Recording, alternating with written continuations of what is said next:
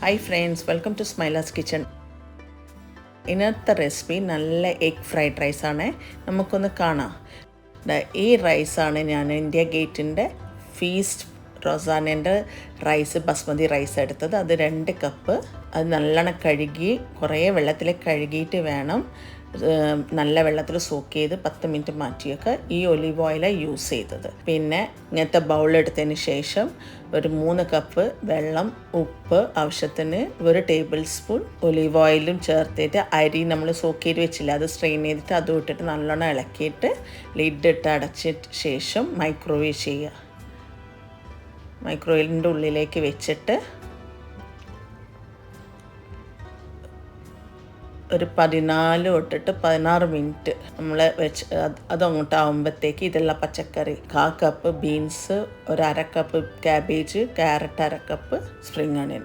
അപ്പോൾ ചോറ് റെഡി ആയിട്ടുണ്ട്. എന്നിട്ട് ചോറൊന്ന് ഇളക്കിയതിന് ശേഷം ഒന്ന് ഇളക്കിയിട്ടായിട്ട് ഇപ്പോൾ ഒരു 90% വെന്തിട്ടുണ്ട് കേട്ടോ. ഇങ്ങനെ ആയിരിക്കണം. ഒരു അരി നല്ലോണം വേവരുത്. അതെന്നിട്ട് തണിയാൻ വെക്കുക. അതിന് ശേഷം വേറൊരു കടായി എടുക്കുക. അതിലോട്ടേക്ക് 2 ടേബിൾ സ്പൂൺ ഒലിവ് ഓയിൽ ചേർക്കുക. പിന്നെ 1 ടേബിൾ സ്പൂൺ ഗാർലിക്ക് ചോപ്പ് ചെയ്ത് ചേർത്തിട്ട് നല്ലോണം ഇളക്കുക.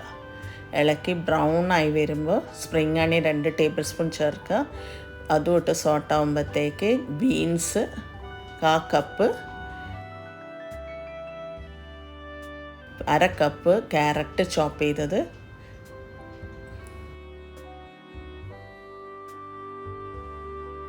Cabbage 1/2 cup,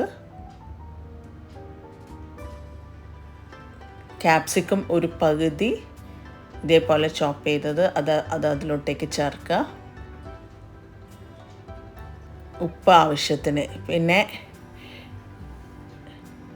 olive oil 1 teaspoon, Maggi cube 1/2 അല്ലെങ്കിൽ 1 കേട്ടോ. പിന്നെ 1/2 ടീസ്പൂൺ കുരുമുളക് പൊടി ചേർക്കുക. പിന്നെ മുട്ട വേണ്ടെങ്കിൽ മുട്ട അവോയ്ഡ് ചെയ്യുക കേട്ടോ. എന്നിട്ട് വെറും പച്ചക്കറി ആക്കിയാലും മതി. പിന്നെ 4 മുട്ട ഇടുക. മുട്ട വേണ്ട കൂട്ടർക്കും 4 മുട്ട ഇട്ടതിന് ശേഷം ഉപ്പ്, കുരുമുളക് പൊടി കുറച്ച് ചേർക്കുക. ഇതെല്ലാം ഹൈ സ്പീഡിൽ ചെയ്യണേ. എന്നിട്ട് ഇടയ്ക്കൊന്ന് ഇളക്കി കൊടുക്കുക. ഇളക്കി ഒന്ന് മിക്സായി വരുമ്പോൾ നമ്മൾ വേവിച്ച് വെച്ച ഇതില്ലേ റൈസില്ല, അത് കുറച്ച് നല്ലോണം തണുത്തിട്ടുമുണ്ട്. അതെൻ്റെ ഹൈ സ്പീഡിലിട്ടിട്ട് നല്ലോണം ഒന്ന് ഇളക്കി ഒരു 5 മിനിറ്റ് നല്ല ഹൈ സ്പീഡിൽ ഒന്ന് ആവട്ടെ. ആയി വരുന്ന ലാസ്റ്റ് വേണം ഈ സെസമിൻ ഓയിൽ, റോസ്റ്റഡ് സെസമിൻ ഓയിൽ ഇടാൻ വേണ്ടി. ഇത് ഞാൻ ആമസോണിൽ മേടിച്ചത് കേട്ടോ.